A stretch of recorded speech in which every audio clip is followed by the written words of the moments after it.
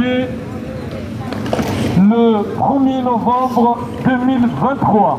Donc, c'est une information très très importante. Je vais communiquer une information plus qu'importante. Parce que, après son retour, Darmanin et Macron savaient très bien comment ça se passe. Donc après la réunion, ils se sont mis d'accord d'utiliser l'administration et tous les moyens à leur disposition pour fragiliser, pour écraser la lutte, tout simplement parce que le pouvoir totalitaire d'Alger et Macron et Darmanin veulent sauver un système pourri, un système destructeur, un système qui est complètement en fait, rejeté par la population et un debout qui est illégitime, imposé par la chef militaire.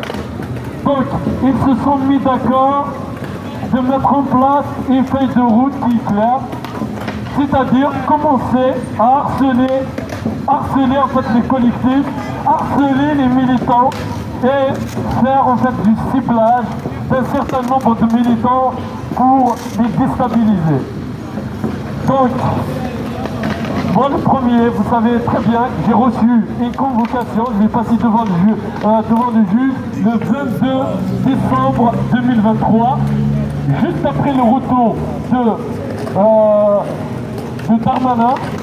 Donc ils ont commencé à harceler les militants.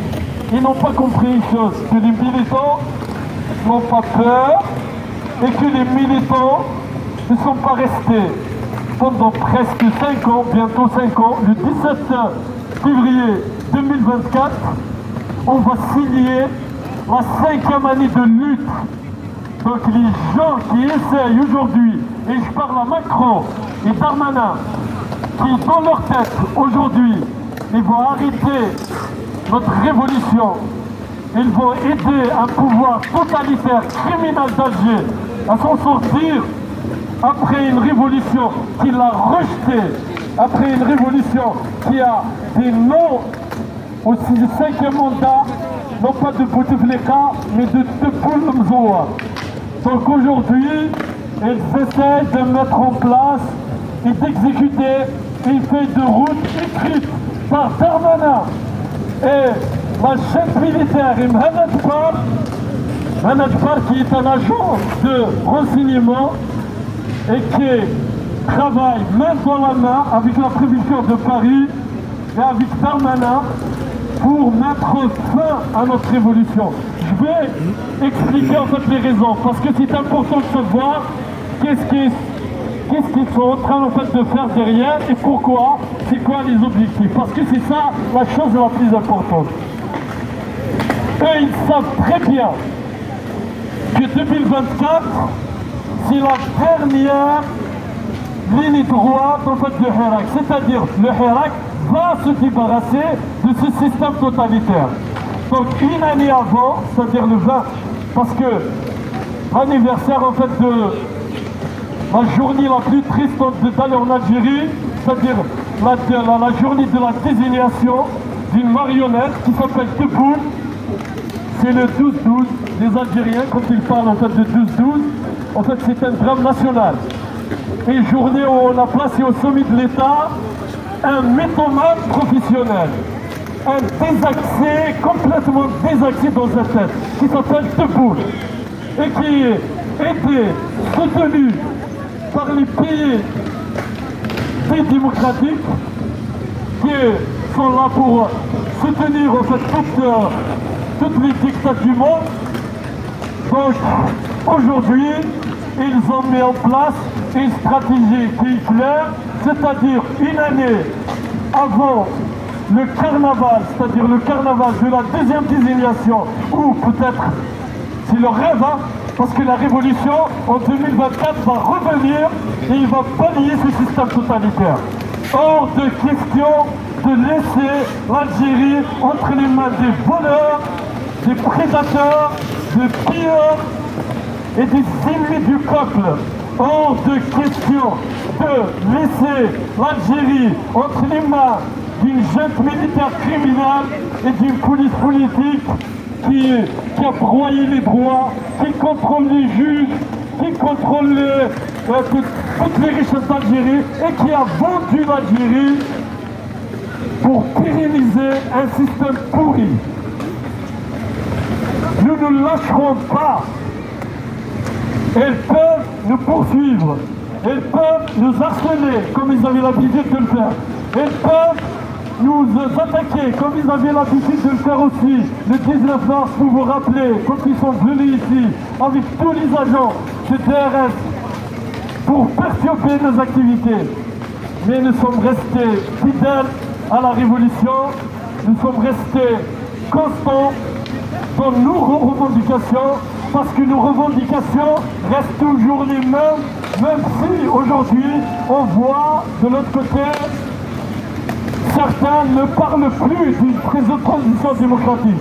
La transition démocratique, c'est la première chose qu'on va imposer au pouvoir totalitaire. Hors de question de sortir de ça, hors de question de reculer, le Hirak va balayer le pouvoir totalitaire d'Alger.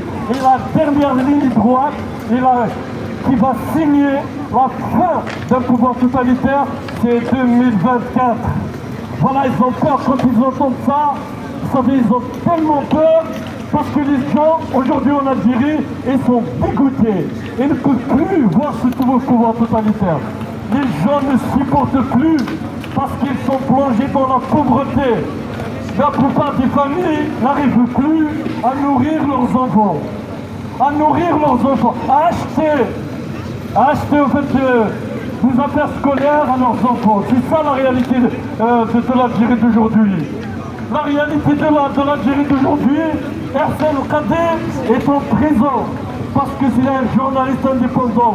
Eux, ils acceptent les journalistes de propagande. Je ne dirais pas journaliste parce que être journaliste, en fait, je le fais entre guillemets parce que aujourd'hui, ils veulent uniquement la propagande. Je sais pas. Il y a un problème de son, je crois. Ils veulent uniquement la propagande.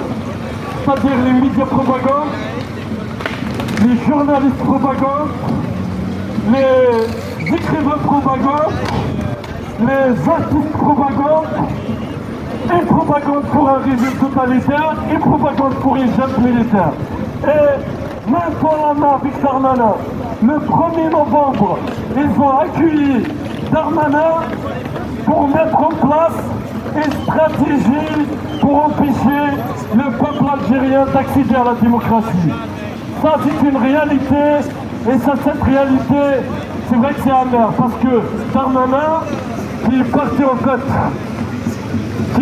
fait discuter avec un pouvoir totalitaire qui en France maltraite les étrangers, prépare une loi immigration la plus liberticide dans le monde, prépare une loi immigration qui va enlever le droit de la citoyenneté à tous les étrangers. Voilà ce que prépare Darmanin pour des objectifs politiques. Je ne vais pas rentrer dans les détails. Et vous connaissez tous c'est quoi les détails. Et ils veulent utiliser les haragas comme une machine à sous entre les mains des oligarques. Une machine à sous. Tu dois travailler et pisser la tête, travailler du matin jusqu'au soir et tu fermes ta gueule. Tu n'as ni le droit de sortir dans la rue pour défendre tes droits, et ça c'est des objectifs bien sûr politiques. Je ne veux pas rentrer dans les détails, tout simplement parce que ça va prendre beaucoup de temps et on a besoin de parler de l'Algérie en public. Donc aujourd'hui, on comprend les enjeux. Aujourd'hui, on comprend que le pouvoir totalitaire d'Alger a tellement peur des gens qui le gèrent à distance. Il a interdit aux Algériens de marcher le 14 octobre ou d'organiser des marches et des rassemblements de soutien à nos frères et sœurs palestiniens. Quelques jours après, 2 élèves collégiens qui sortaient en fait dans la rue avec le drapeau palestinien ont été arrêtés par la police pour leur dire « vous n'avez pas le droit ». Et le 14 octobre, des centaines de militants sont jetés en prison parce qu'ils voulaient organiser un rassemblement. Le pouvoir totalitaire d'Alger a interdit, en fait, dans tous les médias, et c'est par tous les moyens de faire un blackout, dans tous les médias propagande. Pourquoi? Tout le monde se pose la question pourquoi. C'est comme l'Arabie Saoudite, c'est comme le Maroc voisin, c'est comme l'Émirat Arabes Unis. Tout simplement parce que leur avenir est entre les mains des puissances. Parce que ces gens-là ne demandent pas au peuple en fait, de leur donner la légitimité, mais la légitimité là, grâce à des forces étrangères qui sont d'accord avec la junte militaire, avec la dictature. Pourquoi ils sont d'accord avec la dictature? Parce que la dictature leur ouvre les portes pour organiser le pillage dans notre pays. Donc ça les arrange. Et personne, ils n'ont pas, en fait ils ont les clés, ils peuvent ouvrir les clés et organiser le pillage. Et comme ils ne sont pas élus, donc ils n'ont pas à rendre des comptes à personne. C'est-à-dire les généraux peuvent faire ce qu'ils veulent, peuvent donner une partie du désert algérien pour des forces et des oligarques étrangers et personne ne leur demandera à faire des comptes. Voilà pourquoi les pays démocratiques aident le pouvoir totalitaire d'Alger pour organiser le pillage et lui donner une grande partie du gâteau et empêcher le peuple de regagner ses institutions, de choisir ses élus, d'organiser des élections honnêtes.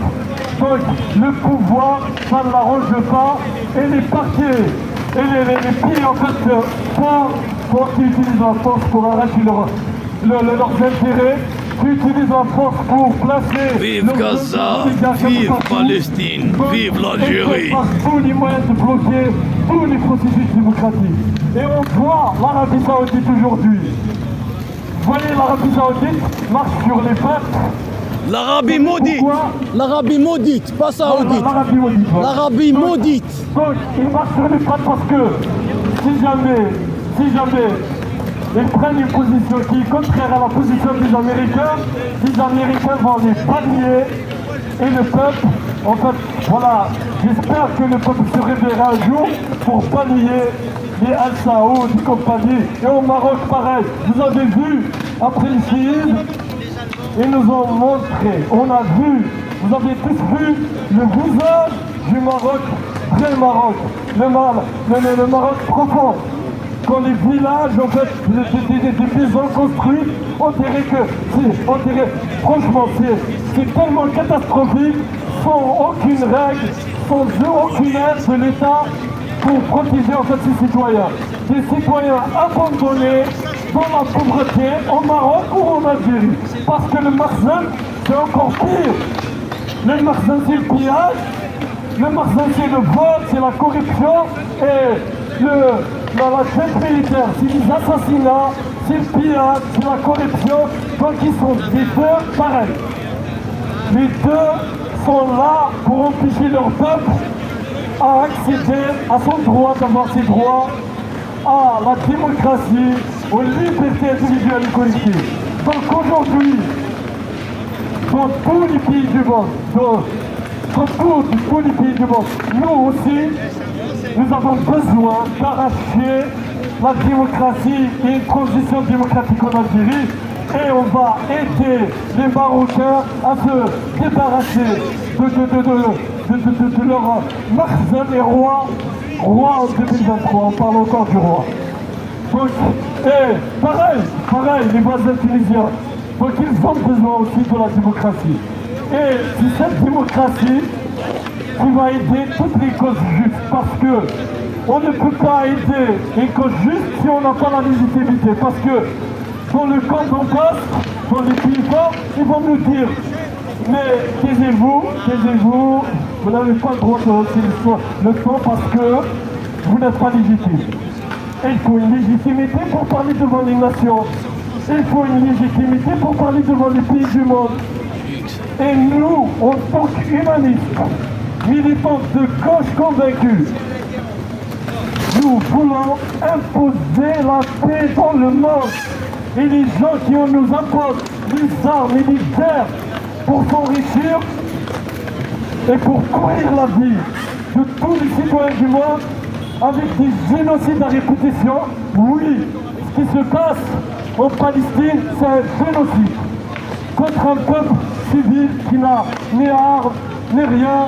Et ils ont osé montrer, en fait, à l'intérieur d'un hôpital, un Kalachnikov, après avoir fait toutes les propagandes. Un Kalachnikov à l'intérieur d'un hôpital, derrière l'IRM. L'IRM, il y a un cas, attention, c'est dangereux. Il y a un Kalachnikov derrière un IRM.